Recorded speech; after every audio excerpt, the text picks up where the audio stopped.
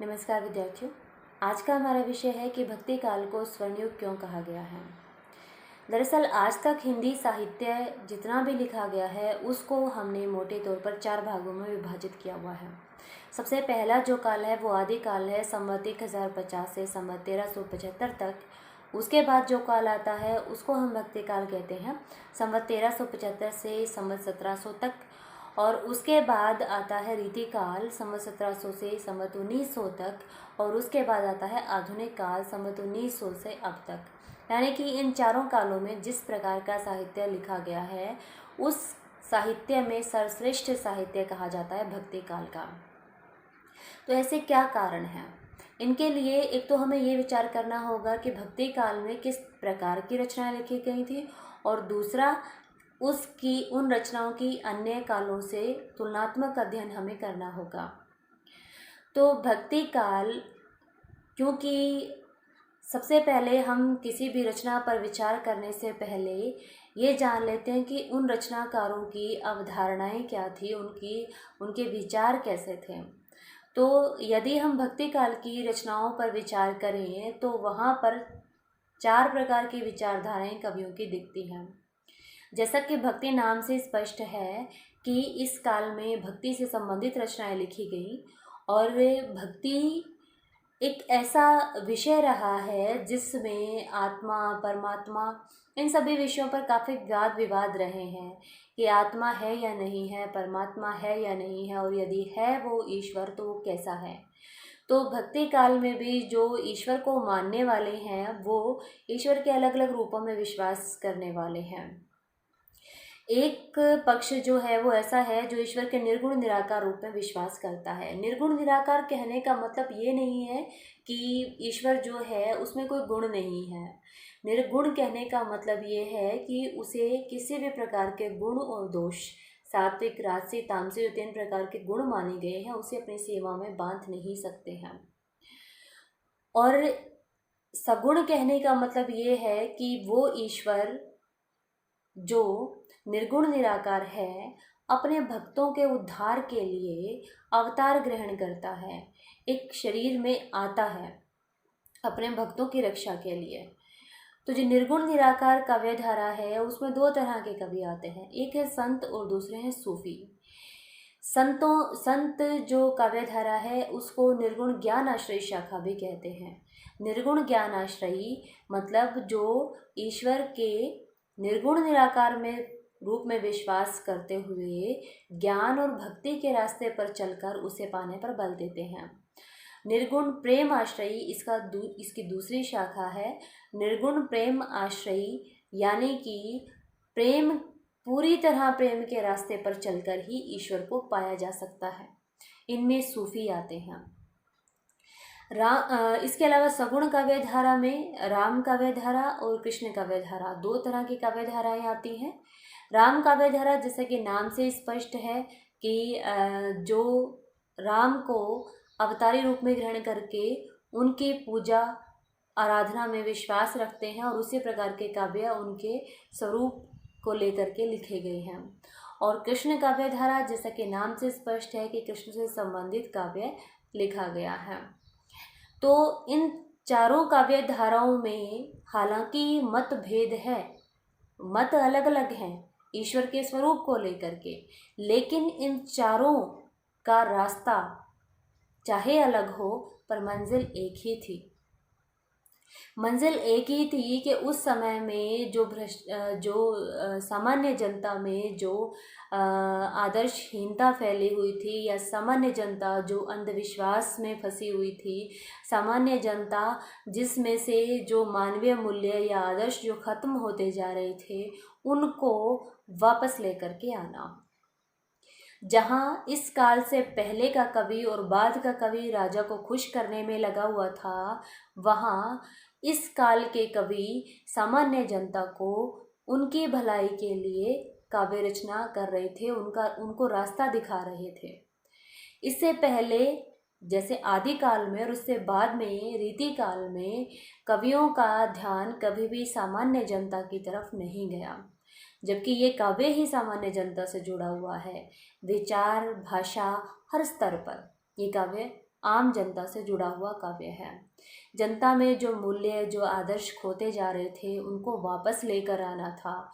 जनता जो कि अनेक अंधविश्वासों में पड़ करके अपना जीवन नष्ट कर रहे थे लोग, या फिर परिवार में जो मूल्य और आदर्श घटते जा रहे थे, या फिर लोगों में सच्चा ज्ञान ना होने की वजह से, नॉलेज ना होने की वजह से जो लोग गलत रास्ते पर भटक रहे थे, उन लोगों को सही रास्ता दिखाना ही इन चारों काव्य धाराओं का मुख्य उद्देश्य था। जैसा कि हम सभी जानते हैं कि आदिकाल जो इससे पहले था, इसमें जो कवि था वो दरबारी कवि था और राजा को ही खुश करने के लिए काव्य रचना करता था। और इसके अलावा जो धार्मिक साहित्य भी लिखा गया, उसमें भी कहीं भी जनता की भलाई की बात नहीं आई है। उनका भी मुख्य उद्देश्य था जनता को अपने रचनाओं के द्वारा अपने धर्म के प्रति प्रभावित करना, चमत्कार उत्पन्न करना, उनका मुख्य उद्देश्य था। इसके अलावा जो इसके बाद का काल है रीति काल, जिस पर हम पहले भी विचार कर चुके हैं, रीति काल में भी दरबारी कवि ही थे, राजा को खुश करने के लिए काव्य रचनाएं कर रहे थे। आदिकाल फिर भी इस काल से श्रेष्ठ कहा जा सकता है, क्योंकि इस काल का राजा श्रृंगारिक रचनाएं सुनने में ज़्यादा दिलचस्पी लेता था। और इसके अलावा ये कवि आचार्य कर्म का भी निर्वाह कर रहे थे, यानी कि आने वाली पीढ़ियों को कवि कर्म की शिक्षा देना, या राजकुमारों को या सामान्य जनता को चमत्कृत करना, यानी कि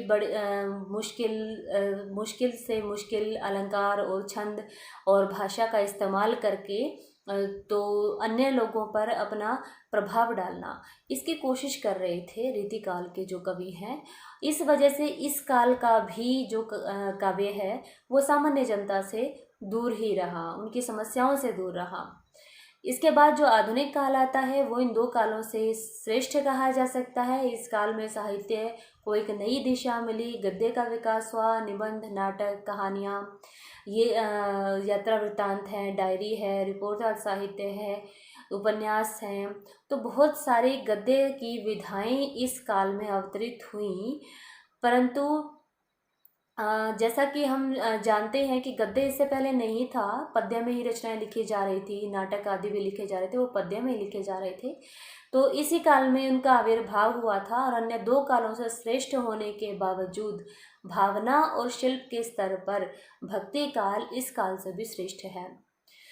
भक्ति काल का कवि आम जनता में से निकला था, आम जनता से जुड़ा हुआ था, आम जनता की समस्याएं जानता था, आम जनता को सही रास्ता दिखा रहा था, उसे अंधविश्वास से बाहर निकाल रहा था, और एक वैज्ञानिक दृष्टिकोण से वो जनता का पथ प्रदर्शक बना हुआ था।